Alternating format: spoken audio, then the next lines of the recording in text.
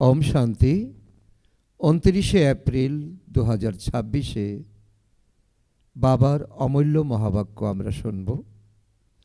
আজকের এই মহাবাক্যে বাবা বলেছেন, মিষ্টি বাচ্চারা, পতিত জগৎ থেকে সম্পর্ক ছেদ করে এক বাবার সাথে বুদ্ধিযোগকে যুক্ত করো, তাহলে মায়ার কাছে হার হবে না।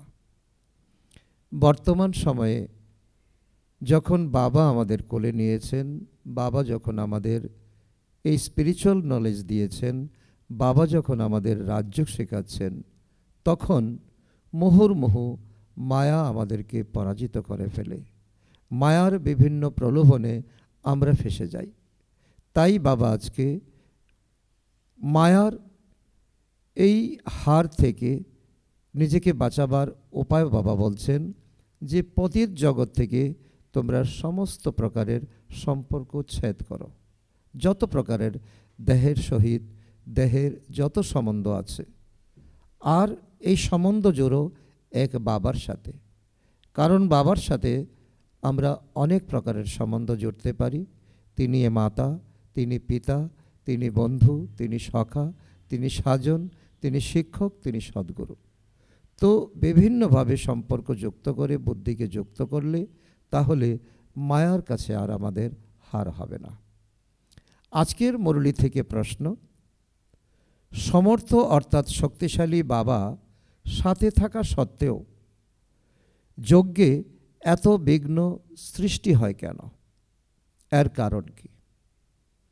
কারণ এই যজ্ঞ হচ্ছে অবিনাশী অশ্বমেধ রুদ্র গীতা জ্ঞান যজ্ঞ, স্বয়ং ভগবানের যজ্ঞ। আর ভগবানের সন্তানরা অর্থাৎ যারা এই সময় ব্রাহ্মণ হয়েছে, তারা যজ্ঞকে রক্ষা করছে।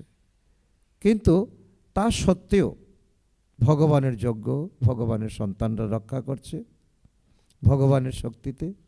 তা সত্ত্বেও এই যজ্ঞে এত বিঘ্ন সৃষ্টি হয় কেন? বিভিন্ন আত্মারা কেন বিঘ্ন সৃষ্টি করে? তার উত্তরে বাবা বলছেন, এইসব বিঘ্ন তো ড্রামা অনুসারে পড়তেই হবে। কেননা যজ্ঞে অসুররা বিঘ্ন সৃষ্টি করেছিল বলেই তো পাপের ঘরা ভরেছিল। এতে বাবা কিছু করতে পারেন না।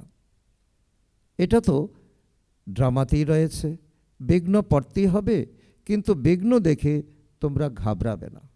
এটাই হলো আমাদের কাছে মহামন্ত্র। আমরা যাতে সাহস রেখে, হিম্মতে বাচ্চা মদতে বাপ, এই নিশ্চয় বুদ্ধি রেখে আমরা যাতে এই যজ্ঞকে রক্ষা করি এবং শ্রীমতে যাতে আমরা এগিয়ে যাই।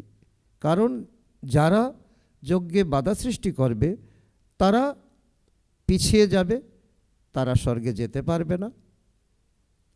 আর তাদের পাপের ঘরা ভরলেই তো তারা দোষী সাব্যস্ত হবে। এটাই ড্রামাতে লিপিবদ্ধ আছে। তাই বাবা বলছেন, বাবাও কিছু করতে পারেন না, আর তোমরা ঘাবড়াবে না। ধীরে ধীরে ধীরে ধীরে তোমাদের মধ্যে শক্তি আসবে, তোমাদের বুদ্ধি বাবার সঙ্গে যুক্ত হবে, আর তোমরা এক বাবা আর তুমি আত্মা, এই সম্বন্ধ যখন স্থির হবে তখন যত বিঘ্ন বিপদ আছে সকল কিছু দূরে সরে যাবে। আজকের গীত মাতাকে আর পিতাকে, কौन है माता पिता कौन है। ওম শান্তি। বাচ্চারা, অসীম জগতের পিতার নির্দেশ অর্থাৎ ফরমান শুনছে। এখন বাবা আমাদেরকে নির্দেশ বা ফরমান দিচ্ছেন। কি ফরমান দিচ্ছেন? এই যে এই জগতের যারা মাম্মা আর বাবা রয়েছেন, মাতা পিতা রয়েছেন, তাদের সাথে তোমাদের যে সম্বন্ধ তা হলো দেহের সাথে সম্বন্ধ। দেহের সাথে সম্বন্ধ। মাতা পিতার থেকে তোমার জন্ম হয়েছে, সুতরাং তোমার সম্বন্ধ দেহের সাথে। কেননা সবার প্রথমে মা, তারপর বাবার সাথে সম্বন্ধ যুক্ত হয়, তারপর ভাই বন্ধু ইত্যাদি হয়। তো অসীম জগতের বাবার কথা হলো, ফরমান হলো এটাই। জগতে এই বাবার সম্বন্ধ হলো, বাবার ফরমান হলো এটাই জগতে এই যে মাতা পিতা রয়েছেন, যাদের সাথে আমাদের শারীরিক সম্বন্ধ রয়েছে, তাদের সাথে বুদ্ধিযোগকে ছিন্ন করো। যেমন বাবা আমাদেরকে বিভিন্ন ফরমান দেন, যেমন বলছেন কাম মহাশত্রু, তেমনি আরেক ফরমান বাবা দিচ্ছেন যে যারাই মাতা পিতা দেহের সম্বন্ধ রয়েছে তাদের সাথে সম্বন্ধ ছিন্ন করো, কারণ মায়াকে তোমাদের পরাস্ত করতে হবে। এই পতিত দুনিয়া থেকে বুদ্ধির যোগকে ছিন্ন করে একমাত্র আমার সাথে যুক্ত করা, আর কিছুই নয়। আর কোনো পরিশ্রম আমি করাই না, আর কোনো কষ্টই নেই। সম্বন্ধ তারাই জুড়বে যারা ডাইরেকশন পায়, যারা ডাইরেকশন মনে করে। শতযুগে সম্বন্ধ হলো ভালো, অর্থাৎ শতপ্রধান, তারপর নিচে নামতে থাকে। তারপর যে সুখের সম্বন্ধ সেটা আস্তে আস্তে কম হয়ে যেতে থাকে। এখন তো একেবারে এই পুরানো দুনিয়া থেকে সম্বন্ধ ছিন্ন করতে হয়, কারণ দিন প্রতিদিন আমাদের এই সম্বন্ধ থেকে দুঃখ আসছে। যার কাছে আমরা আশা করছি সেই আমাকে আঘাত করছে, সেই আমাকে দুঃখ দিচ্ছে। বাবা বলেন আমার সাথে সম্পর্ক যুক্ত করো, শ্রীমত অনুসারে চলো, আর যা কিছু দেহের সম্বন্ধ রয়েছে সেসব কিছুকে ত্যাগ করো। বিনাশ তো হতেই হবে। বাচ্চারা জানে বাবা যাকে পরমপিতা পরমাত্মা যাকে আমরা বলি, যাকে বলা হয়, তিনিও ড্রামা অনুসারে সার্ভিস করেন। বাবা বলে আমি তোমাদের অবিডিয়েন্ট সার্ভেন্ট। বাবা এখন কর্তব্য করতে এসেছেন, পুরাতন দুনিয়াকে নতুন দুনিয়া বানাতে এসেছেন। তিনিও ড্রামার বন্ধনে বাঁধা। মানুষ তো মনে করে তিনি তো সর্বশক্তিমান, তিনি যা কিছু তাই করতে পারেন। যেমন শ্রীকৃষ্ণকেও সর্বশক্তিমান মনে করে তাকে সুদর্শন চক্র দিয়ে দিয়েছে। এই সুদর্শন চক্রের দ্বারা তিনি অনেকের গলা কেটেছেন, অনেক অসুরকে দমন করেছেন। তারা মনে করে তার দ্বারা সে গলা কেটেছিল, কিন্তু এটা তারা বুঝতে পারে না যে দেবতারা হিংসার মতো কাজ কিভাবে করবে। তা তো তারা করতে পারে না। অহিংসা পরম দেবী দেবতা ধর্ম, দেবতাদের জন্য বলা হয়, অহিংসা পরম ধর্ম বলা হয়। তাদের মধ্যে হিংসা কোথা থেকে এলো? যার যা মনে হয়েছে বসে লিখে দিয়েছে, আর আমরা সত্য সত্য বলে মেনে নিয়েছি, আর যা গুরু বলেছেন তাই স্বীকার করেছি, যা শাস্ত্রে পড়েছি তাই স্বীকার করেছি। ধর্মের কতই না গ্লানি করেছে। সেই জন্য তো বাবা প্রতিশ্রুতি দিয়েছেন, যখন ধর্ম গ্লানি হয় তখন আমি অবতরিত হই। বাবা বলেন এইসব শাস্ত্রগুলিতে সত্য তো মাত্র আটাতে যেটুকু লবণ দেওয়া হয় ততটুকু। আটাতে লবণ কতটা প্রয়োজন হয়? অনেকটাই কম। তাই বাবা বলেছেন সত্য ততটাই, আর বাকি সবটাই মিথ্যে, বানানো গল্প। এটাও লিখেছে যে রুদ্র জ্ঞানযজ্ঞ রচিত হয়েছিল, সেই যজ্ঞে অসুররা বিঘ্ন সৃষ্টি করত, অবলাদের উপর অত্যাচার হতো। সে কথা তো ঠিকই লেখা হয়েছে। এখন তো তোমরা বুঝতে পারো শাস্ত্রগুলির মধ্যে সত্য কতটুকু রয়েছে, আর বানানো হয়েছে কতটা, কতটা মনমত লাগানো হয়েছে, কতটা গল্প বানানো হয়েছে। ভগবান নিজে বলেন, কি বলেন? এই রুদ্র জ্ঞান যজ্ঞে বিঘ্ন অবশ্যই আসবে। বাবা একেবারে নিরেট সত্য বলছেন। ড্রামাতে সেটা রয়েছে, ড্রামাতে রয়েছে, তবে বিঘ্ন আসবে আর অসুরদের পাপের ঘরা ভরবে। এমন নয় যে পরমাত্মা আমাদের সাথে রয়েছেন, তিনি বিঘ্নকে দূরে সরিয়ে দেবেন। এতে বাবা কি করবেন? ড্রামাতে রয়েছে যখন, তখন তো হবেই, এইসব বিঘ্ন আসবেই। তবেই তো তাদের পাপের ঘরা ভরবে, তাই না? বাবা তোমাদের বোঝান, আত্মাদের বোঝান, বাচ্চারা ড্রামাতে যেটা রয়েছে সেটা তো হতেই হবে। অসুররা বিঘ্ন অবশ্যই সৃষ্টি করবে। আমাদের রাজধানী যে স্থাপন হচ্ছে, এটা মনে রাখতে হবে। এখন আমাদের উচ্চ পদ প্রাপ্ত করার জন্য এখন আমাদের পুরুষার্থ করতে হবে, পড়াশোনা করতে হবে, ভালো মার্কস নিতে হবে, কারণ রাজধানী স্থাপন হচ্ছে। আধাকল্প মায়ার রাজ্য, মায়ার রাজ্যে মানুষ কত তমপ্রধান বুদ্ধি ভ্রষ্টাচারী হয়ে যায়। নিজের স্বার্থ উদ্ধার করার জন্য কত মিথ্যা বলে, কত মিথ্যাচার করে, তারপর তাকে শ্রেষ্টাচার বানানো তো বাবারই কাজ, তাই না? তো বাবা বাচ্চাদেরকে আত্মাদেরকে ফেলে দেবেন না, সেই তমপ্রধান আত্মাদেরকে শুধরে বাবা সত্যযুগে নিয়ে যাবেন। আধা কল্প লাগে ভ্রষ্টাচারী হতে, তারপর বাবা 1 সেকেন্ডে শ্রেষ্টাচারী বানান। নিশ্চয় হতে কি কখনো সময় লাগে? এমন অনেক ভালো ভালো বাচ্চারা রয়েছে যাদের সাথে নিশ্চয় হয়ে যায়, সেই মুহূর্তে প্রতিজ্ঞা করে আজীবন ব্রহ্মচারী থাকব, আজীবন বাবার শ্রীমতে চলব। কিন্তু মায়াও তো কম পালুয়ান না, মনের মধ্যে কিছু না কিছু ঝড় ঝঞ্ঝা সৃষ্টি করেই। পুরুষার্থ করতে হবে সেসব যেন তো কর্মনাতে না আসে। বাবা বলছেন মনে সংকল্প তো চলবে, এটা স্বাভাবিক, কিন্তু তোমাদের প্রতিজ্ঞা করতে হবে, হুঁশিয়ার থাকতে হবে কর্মনাতে, যাতে কর্ম ইন্দ্রিয়ের দ্বারা যাতে কোনো রকম পাপ কর্ম না হয়। সকলেই পুরুষার্থ করছে, কর্মাতীত অবস্থা এখনো হয়নি, তাই কর্ম ইন্দ্রিয়ের দ্বারা কিছু না কিছু হয়ে যায়। কর্মাতীত অবস্থা পর্যন্ত পৌঁছানোর পথে বিঘ্ন তো অবশ্যই আসবে। বাবা তোমাদের বারবার বুঝিয়েছেন, পুরুষার্থ করতে করতে শেষে গিয়ে কর্মাতীত অবস্থা হয়, তখন তো এই শরীর আর থাকবে না। বাবা বলছেন যতক্ষণ এই শরীর আছে ততক্ষণ পুরুষার্থ করে নাও। তো যতক্ষণ শরীর আছে এই শরীর দ্বারা সাধনা করো, শরীরকে সাধন বলা হয়, তো সেই জন্য সময় লাগে।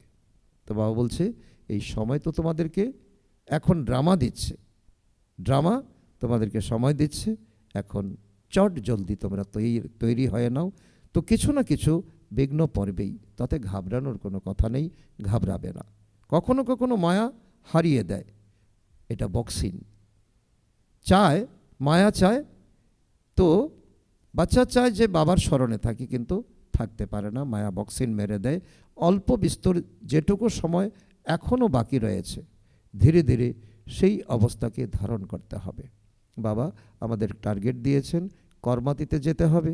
জন্মানোর সাথে সাথেই তো কেউ রাজা হয়ে যায় না, ছোট বাচ্চা ধীরে ধীরে বড় হতে হবে, এত তো টাইম লাগে। এখন তো সময় আর অল্পই বাকি রয়েছে, অনেকটাই চলে গেছে। সব কিছুই পুরুষার্থের উপর নির্ভর করছে, অ্যাটেনশন দিতে হবে। যেভাবেই হোক আমরা বাবার থেকে উত্তরাধিকার অবশ্যই নেব, এটাই হলো জাগৃতি। বাবা বারবার বলছেন মায়ার সাথে মোকাবেলা অবশ্যই করব, মায়াও তো কম নয়, মায়ার শক্তিকেও বাবা বলছেন যে মায়ার শক্তিও কম নয়, মায়াকেও কিন্তু আমাদের পরাস্ত করতে সময় লাগবে। বাবা বলেন বাচ্চারা তোমাদের আমি এখন বোঝাচ্ছি, কারণ মায়া তোমাদেরকে অবুঝ বানিয়ে দিয়েছে, বাবার দ্বারাই তোমরা সদ্গতি পেয়ে থাকো।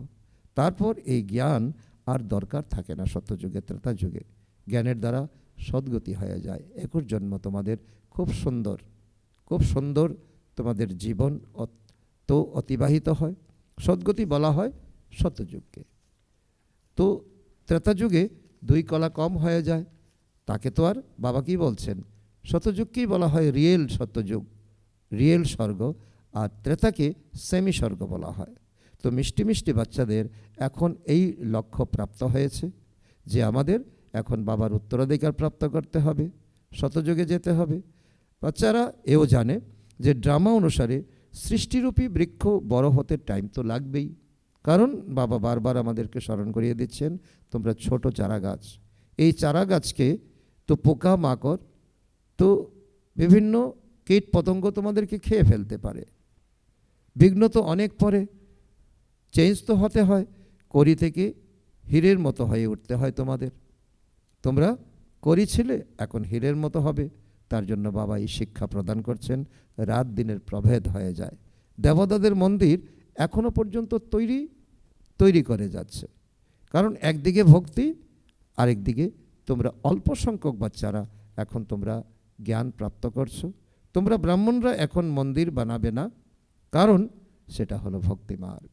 কারণ ভক্তিমার্গে মন্দির বানানো, তীর্থযাত্রা করা, জপ তপ করা, দান পুণ্য করা, এটা তাদের সামগ্রী। দুনিয়া এখন জানে না যে ভক্তি মার্গ সমাপ্ত হয়ে এখন জ্ঞান মার্গ জিন্দাবাদ হবে। সে কথা কেবল তোমরা বাচ্চারাই জানো। মানুষ তো মনে করে কলিযুগ এখন হামাগুড়ি দিচ্ছে, এখনও এখনও কলিযুগের বহু সময় বাকি পড়ে আছে। তো বাবা বলছে তাদের সব কিছুই হলো শাস্ত্রকেন্দ্রিক। আর গুরু গোসাইরা যা বলছে, তো বাবা বসে বাচ্চারা তোমাদেরকে সকল বেদ উপনিষদের অর্থাৎ শাস্ত্রের রহস্য বুঝিয়ে দিচ্ছেন। বাবা আরও বলেন, এখনো পর্যন্ত তোমরা যা কিছু পড়ছো সব কিছু ভুলে যাও। অত্যন্ত গভীর তাৎপর্যপূর্ণ কথা। তোমরা যা কিছু পড়েছ ব্যর্থ, অর্থাৎ রাবণের শেখানো, সব কিছু ভুলে যাও। তার দ্বারা কারো সদ্গতি হবে না। হ্যাঁ, কেবল স্বল্পকালের জন্য একটু সুখ পাওয়া যায়। কারণ বাবা বলছেন ভক্তি করে এসেছো, ভক্তির ফল তোমরা জ্ঞান পাবে। এই জ্ঞানের দ্বারা তোমাদের সদ্গতি হবে। আর সদাই সুখী সুখ পাওয়া যায় এমন হবে না ভক্তির দ্বারা। ভক্তির দ্বারা সদাই সুখী সুখ অর্থাৎ শতযুগ যাত্রা, শতযুগ প্রাপ্তি, এটা হবে না। এইসব হলো ক্ষণভঙ্গুর সুখ। মানুষ দুঃখের মধ্যে থাকে, তারা এটা জানে না যে শতযুগে দুঃখের নাম গন্ধ থাকবে না, নাম নিশান থাকবে না। মানুষ তো সেখানকার বিষয়ে বলে থাকে যে সেখানে কৃষ্ণপুরীতে কংস ছিল, এই ছিল ওই ছিল, এবং কৃষ্ণের জন্ম কারাগারে হয়েছিল। নানান কথা লিখে দিয়েছে। কৃষ্ণ তো হলো স্বর্গের প্রিন্স, সে কি কোনো পাপ কর্ম করেছিল যে ওনাকে জেলের মধ্যে জন্মগ্রহণ করতে হবে? তো এসব হলো গল্পগাথা। কারণ ব্যাসদেবজি এসব গল্প কথার মধ্য দিয়ে মানুষকে চেষ্টা করেছিল তো জ্ঞান কেন্দ্রিক করার জন্য। এসবের সত্যতা তোমরা এখন বুঝতে পারো যখন বাবা তোমাদেরকে সত্যটা বলেন।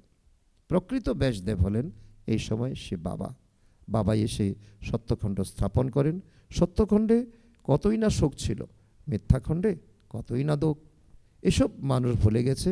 তোমরা জানো, তোমরা এখন বাবার রিয়েল বাচ্চা। তোমরা জানো যে আমরা শ্রীমতের আধারে সত্যখণ্ড স্থাপন করে তার মালিক হব। এখন আমরা তন মন ধন দিয়ে এই শ্রীমতের আধারে এখন সেই সত্যখণ্ড আমরা তৈরি করছি। সেখানের মালিক আমরা হব, সেখানের সুখ শান্তি আমরাই অনুভব করব। বাবা বাচ্চাদেরকে বোঝান। তো এইভাবে শ্রীমত অনুসারে চললে তোমরা উচ্চ পদ প্রাপ্ত করতে পারবে। বাচ্চারা এটা জানে যে আমাদেরকে এই ঈশ্বরীয় পড়াশোনা করে সূর্যবংশী মহারাজা মহারানী হতে হবে। সকলের মনের ইচ্ছা তো এটাই থাকে উচ্চ পদ পাওয়ার। সকলে তার জন্য পুরুষার্থ করে। প্রকৃত ভক্ত সেখানে যাবে সাথে করে তার প্রভুর ছবি বা মূর্তি নেবেই, আর বারে বারে তার ইষ্টকে স্মরণ করবে। বাবা বলেন ত্রিমূর্তির ছবি তোমরা সাথে রাখলে বারে বারে স্মরণ আসবে। তোমরা প্রকৃত ভক্ত, অর্থাৎ এই সময় তোমরা জ্ঞান প্রাপ্ত করেছ। তোমাদের ইষ্ট হলো, প্রভু হলো এক পরমাত্মা। এই জন্য তোমরা ত্রিমূর্তির ছবি নিয়ে যাও। এখন তো পকেটে বেরিয়েছে, পকেটে করে নিয়ে যাও, আর বারে বারে তো প্রভুকে স্মরণ করো।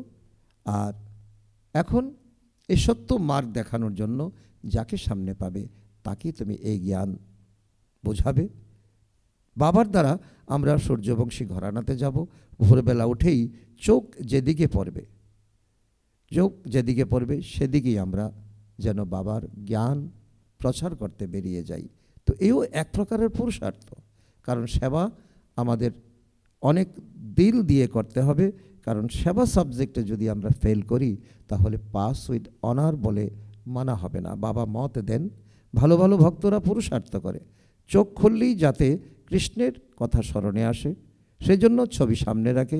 তোমাদের জন্য তো আরও সহজ। যদি সহজে স্মরণে না আসে, মায়া হয়রান করে, তখন এই ছবি সাহায্য করে। শিব বাবা আমাদেরকে ব্রহ্মার দ্বারা বিষ্ণুপুরীর মালিক বানাচ্ছেন। আমরা বাবার দ্বারা বিশ্বের মালিক হতে চলেছি। এইভাবে স্মরণ করলে অনেক সাহায্য হবে, অনেক তোমরা এগিয়ে যেতে পারবে। যে বাচ্চারা মনে করে যে মাঝে মাঝে স্মরণ করতে ভুলে যাই, তাদের উদ্দেশ্যে বাবার রায় হলো চিত্র সামনে রেখে দাও, তাহলে বাবা এবং উত্তরাধিকার দুই স্মরণে আসবে। বাবা তো বিন্দু, আর উত্তরাধিকার হলো আমাদের স্বর্গ দুনিয়া, শতযুগ দুনিয়া। কিন্তু ব্রহ্মাকে স্মরণ করতে হবে না, কারণ ব্রহ্মা সম্পর্কে বাবা বারবার আমাদেরকে বলছেন। তো ব্রহ্মাও এখন স্টুডেন্ট, ব্রহ্মা এখন স্টুডেন্ট, কিন্তু তিনি নাম্বার 1-এ যাবেন। সেজন্য বাবা বলেন ব্রহ্মাকে স্মরণ করতে হবে না। বিয়ের সম্বন্ধ ঠিক হয়ে গেলে তখন কি আর কেউ দালালকে স্মরণ করে? তো সেজন্য ব্রহ্মা বাবাকে বলছে দালাল। তিনি যখন তোমাকে শিব বাবার সঙ্গে কানেক্ট করে দিয়েছেন, তখন ব্রহ্মাকে, দালালকে স্মরণ করার কোনো দরকার নেই। কিন্তু ব্রহ্মার শরীরে শিব বাবাকে স্মরণ করতে হবে। তোমরা বাবাকে খুব ভালো করে স্মরণ করলে বাবাও তোমাদেরকে স্মরণ করবেন। এটাই হলো সত্যিকারের এই রাজ্য। বাবাকে স্মরণ করলে বাবা অবশ্যই তোমাকে স্মরণ করবেন। স্মরণের দ্বারাই স্মরণপ্রাপ্ত হয়। এখন তোমরা তোমাদের প্রিয়তমের অকুপেশনকে জানো। শিবের তো ভক্ত অনেক, শিব শিব বলতেই থাকে, কিন্তু সেটা হলো ভুল। শিবকাশী বিশ্বনাথ, তারপর গঙ্গা বলে দেয়। শিবকাশী বিশ্বনাথ গঙ্গা বলে দেয়। তো জলের ধারে গিয়ে বসে পড়ে। এটা জানে না যে জ্ঞানের সাগর হলেন একমাত্র বাবা। বেনারসে অনেক ফরেনার্স আসে দেখার জন্য, বড় বড় ঘাট রয়েছে সেখানে, তবু বাবার মন্দির তাদেরকে আকৃষ্ট করে। সবাই ওনার কাছে যায়, মন্দির তো কারো কাছে যাবে না, ভক্তরা যাবে মন্দিরে। মন্দিরে দেবতাই আকৃষ্ট করে, শিব বাবার আকর্ষণ আকৃষ্ট করে তাদেরকে। নম্বর 1 হলেন শিব বাবা, তারপর সেকেন্ড নম্বর হলেন এই ব্রহ্মা সরস্বতী তথা বিষ্ণু। ব্রহ্মা সরস্বতী একত্রে হলো বিষ্ণু, বিষ্ণু তথা ব্রহ্মা। তো এই এক কথায় বাবার সম্পূর্ণ জ্ঞান এসে যায়। যেই ব্রহ্মা সেই বিষ্ণু, যেই ব্রাহ্মণ সেই সত্যযুগে যাবে। তো ব্রাহ্মণ তথা বিষ্ণুপুরীর দেবতারা, তো বাবা কত নেশা চড়িয়ে দিচ্ছেন। বিষ্ণুপুরীর দেবতারা তথা ব্রাহ্মণ, বিষ্ণুপুরীর দেবতারা এখন ব্রাহ্মণ, ব্রাহ্মণরাই আগামী দিনের বিষ্ণুপুরীর দেবতা। এখন তোমাদের কাজই হলো এটা, আমরা ব্রাহ্মণ থেকে দেবতা হচ্ছি, আমরা ব্রহ্মা আচরণ করে আমরা দেবতা হচ্ছি। তাহলে অন্যদেরকেও তার রাস্তা বলে দিতে হবে, কারণ এইভাবে চললেই, ব্রাহ্মণ হলে, ব্রাহ্মণের আচরণ পালন করলে তো অবশ্যই আমরা স্বর্গের মালিক হতে পারবো। অন্যরা তো জঙ্গলের পথ দেখায়, কেউ পর্বতের পথ দেখায়, কিন্তু তোমাদেরকে জঙ্গল থেকে বের করে বাগানে নিয়ে যাওয়া হয়। শিব বাবা এসে কাঁটার থেকে ফুলে পরিণত করেন। তোমরা এই কাজ করে থাকো। এইসব বিষয় একমাত্র তোমরাই জানো, কোনো রাজারানী তো নেই। তাদেরকে তোমরা বোঝাবে। কথিত আছে পাণ্ডবের 3 পা পৃথিবী ছিল না, পৃথিবী মিলছিল না, তারা একেবারে কাঙ্গাল হয়ে গেছে। শক্তিশালী বাবা তাদের সাথে ছিলেন, তাই তাদেরকে বিশ্বের বাদশাহী প্রাপ্ত করার। সেজন্য যে মহাভারতে দেখিয়েছে যে পাণ্ডবদের সঙ্গ দিয়েছিলেন শ্রীকৃষ্ণ। তো ভক্তিতে এই দুনিয়ার সকল মানুষ কৃষ্ণকে ভগবান মানে। আর এখন বাবা তার প্র্যাকটিক্যাল অর্থ বলছেন, এই সময় তোমরা পাণ্ডবরা, তোমাদের সাথে আছেন স্বয়ং ভগবান। তো তোমাদেরকে এখন সত্যের রাস্তা দেখাচ্ছেন। তো এই সময় তোমরা 3 পায়ের পৃথিবী পাবে না। অর্থাৎ বাবার এই সৎসঙ্গ চালাতে গেলে যে ঈশ্বরীয় বিশ্ববিদ্যালয়, ছোট হোক কিংবা বড়, তো তোমরা এখন খুঁজে পাবে না। তো এটাও তোমাদের কাছে অনেক পরীক্ষা। শক্তিশালী বাবা তাদের সাথে ছিলেন, তাই তাদেরকে বিশ্বের বাদশাহী প্রাপ্ত করান। এখন সেই তো পার্টটাই প্লে হবে, তাই না? আমরা এখন দিব্য চক্ষু দ্বারা দেখছি, আমাদের 3য় নেত্র ফুটে উঠেছে, আমরা বুঝতে পারছি আমরাই সেই ব্রাহ্মণ, আমরাই সেই বিষ্ণুপুরীর দেবতারা, আমরাই এখন ব্রাহ্মণ হয়েছি, আমরাই এখন পাণ্ডব হয়েছি। আমাদেরকে পিতা পরমাত্মা এখন সহায়তা করছেন। বাবা হলেন গুপ্ত। কৃষ্ণের উপরে তো কোনো বিঘ্ন আসতে পারে না। এখন বাবা এসেছেন, বাবার থেকে উত্তরাধিকার নিতে হবে। তার জন্য কি করতে হবে?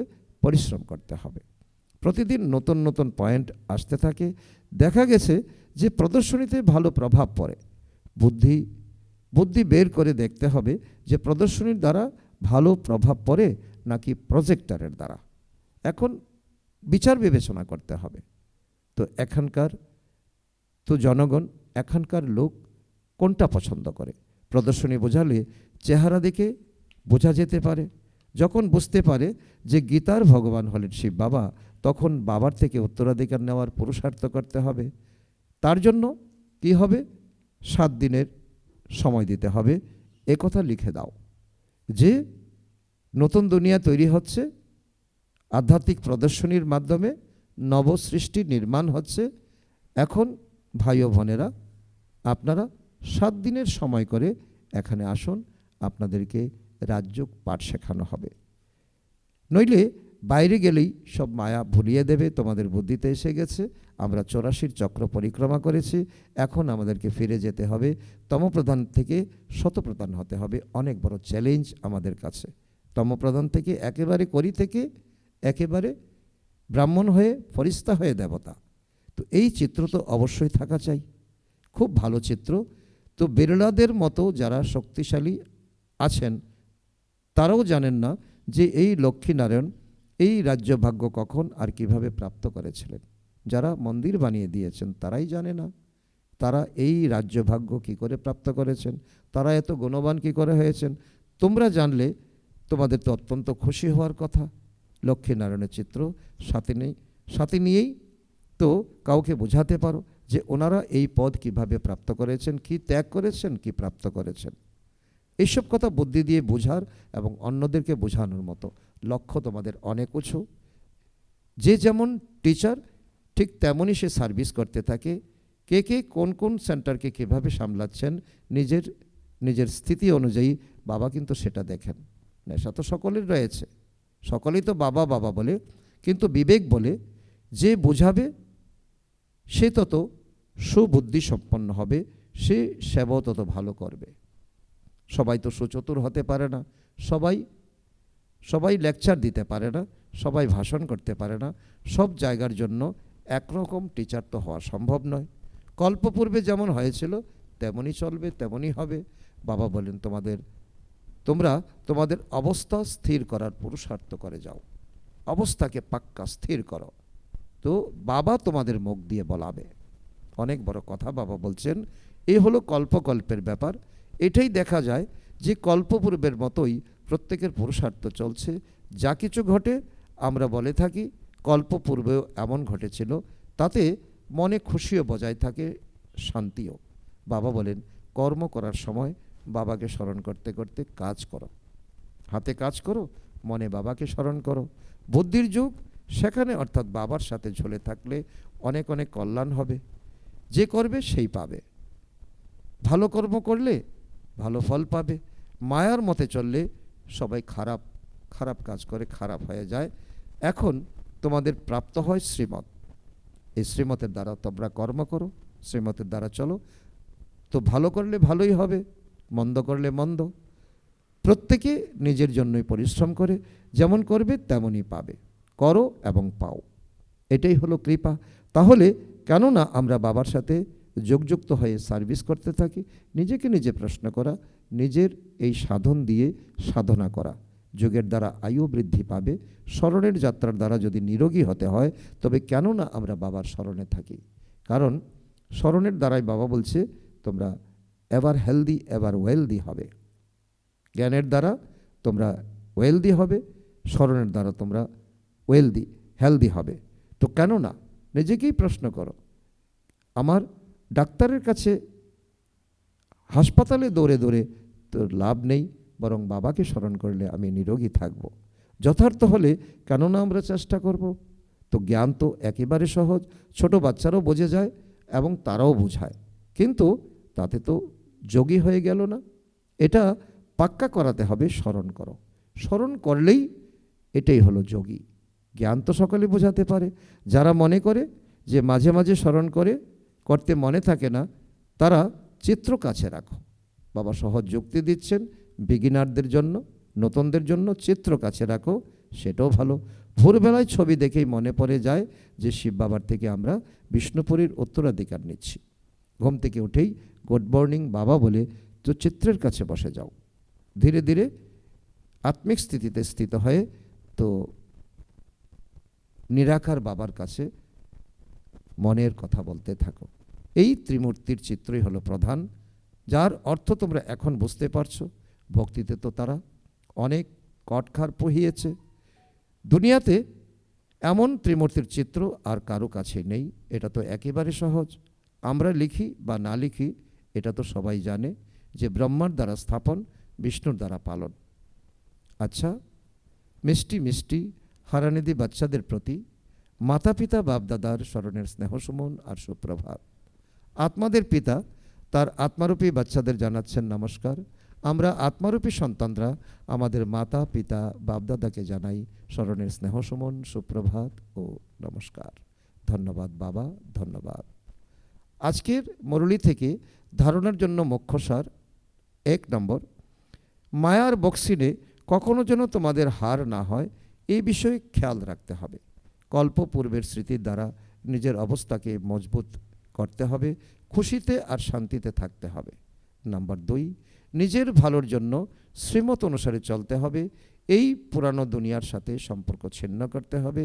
মায়ার ঝড় থেকে বাঁচার জন্য চিত্রকে কাছে রেখে বাবা আর উত্তরাধিকারকে স্মরণ করতে হবে, স্মরণ রাখতে হবে। আজকে বাপদাদার মধুর বরদান আমাদের বাচ্চাদের প্রতি, মনন দ্বারা বাবার প্রপার্টিকে নিজের প্রপার্টি করে তোলা, দিব্য বুদ্ধিমান ভব। বাবার কাছ থেকে যা কিছু খাজানা পাওয়া যায়, যদি সেগুলো নিয়ে মনন করো তাহলেই অন্তরে গেঁথে যাবে। প্রপার্টি তো সকলেই সমানভাবে পেয়েছে, কিন্তু যারা মননের মাধ্যমে সেগুলো নিজের করে নেয়, তারাই তার প্রকৃত আনন্দ আর নেশা অনুভব করে। সেই জন্য বলা হয়, নিজেরটা নিজে ঘটলেই তবে নেশা চড়ে। যারা সবসময় এই মননের আনন্দেই মগ্ন থাকে, তাদের দুনিয়ার কোনো জিনিস ঝঞ্ঝাট আকর্ষণ করতে পারে না। তারা স্বাভাবিকভাবেই দিব্য বুদ্ধির বরদান লাভ করে। আজকের স্লোগান, মনের বিভ্রান্তি সমাপ্ত করার জন্য নির্ণয় শক্তিকে বৃদ্ধি করো। আজকের অব্যক্ত ইশারা, মহান হওয়ার জন্য মধুরতা এবং নম্রতার গুণ ধারণ করো। এর অন্তর্গত বাবা বলেছেন, এমনটা কখনো মনে করবে না যে আমরা তো সবসময় নত হই, কিন্তু আমাদের কোনো মান নেই। আর যারা মাথা নত করে না, মিথ্যা বলে, তাদেরই বেশি প্রতিপত্তি অর্থাৎ মান, সেটা নয়। এটা কেবল অল্প সময়ের জন্য, কিন্তু তোমরা দূরদর্শী বুদ্ধি রাখো। এখানে যত বেশি নত হবে অর্থাৎ নম্রতার গুণ ধারণ করবে, তো সম্পূর্ণ কল্পে জোরেই সমস্ত আত্মা তোমাদের সামনে নমস্কার জানাবে। শতযুগে ত্রেতায় রাজাদের সম্মান কাঁধ নিচু করে নয়, বরং মন থেকে নত হয় এবং দ্রাপর কলিযুগে ঘাড় নিচু করবে। আচ্ছা, ওম শান্তি।